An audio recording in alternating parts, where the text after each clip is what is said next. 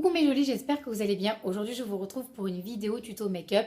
C'est un maquillage que j'ai fait avec la petite palette de Bourjois, la Smokey Eyes, que vous trouvez en grande surface.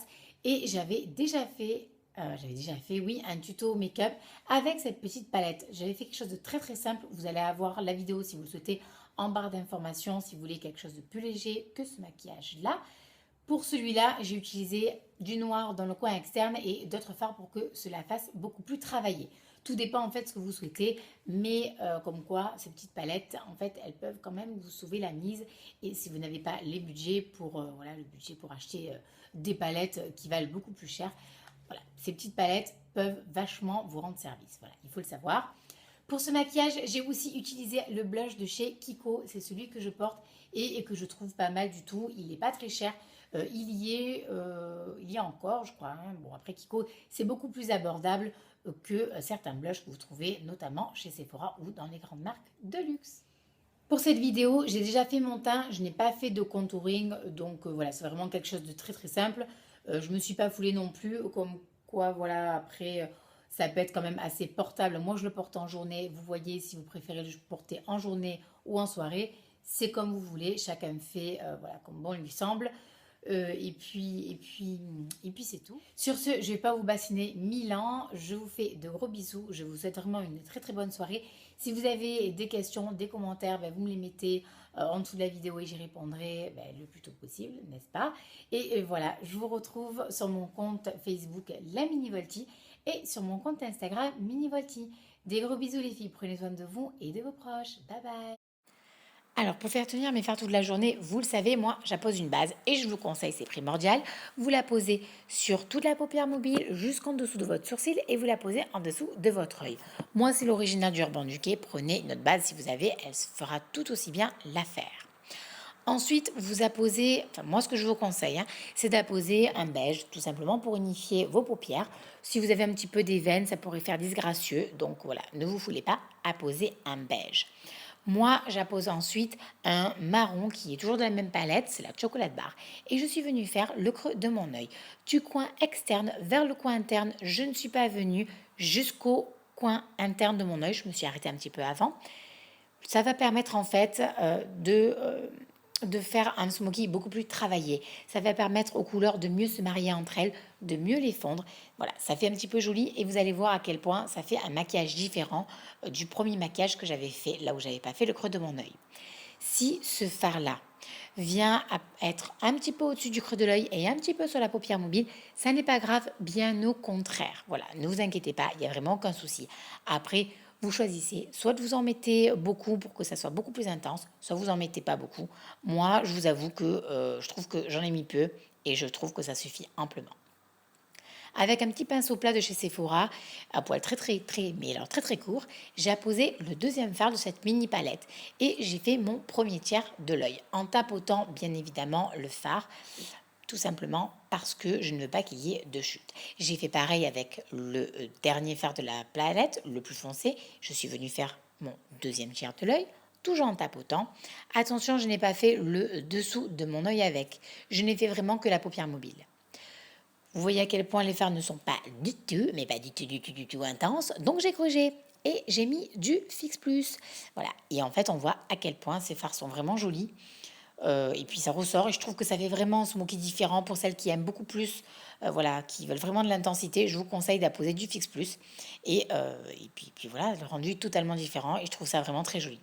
Je suis venue reprendre le petit pinceau fluffy et j'ai fait mon creux de l'œil. Alors j'ai remis un petit peu de matière, mais au moins il n'y a pas de démarcation, donc c'est parfait. Et de là, je viens faire mon coin externe. Alors, j'ai fait mon premier œil pour vraiment que vous voyez la différence et voilà ce que ça va donner à la fin. Donc je trouve ça, voilà, je trouve ça joli. Je voulais vous montrer la différence. Donc j'ai pris un fard noir qui est le fard crêpe de la palette Urban Decay numéro 1. J'ai fait mon coin externe, le dessous de mon œil et j'ai flouté le tout. J'ai étiré le smoky parce que moi j'adore ça. Voilà, c'est mon truc. J'adore étirer les smokies dans le coin externe. Voilà, c'est mon truc. Et de là, je suis venue fondre évidemment le noir avec le fard du deuxième tiers de l'œil pour pas qu'il y ait de démarcation et pour que cela soit beaucoup plus joli, beaucoup plus esthétique. De là, en dessous de mon œil, j'ai remis le beige de la chocolate bar pour pas qu'il y ait de démarcation et pour que cela soit beaucoup plus lumineux. Pour le liner, c'est très simple, c'est celui de chez Kiko que j'adore, du coin interne vers le coin externe. Et je ne suis pas venue faire la virgule.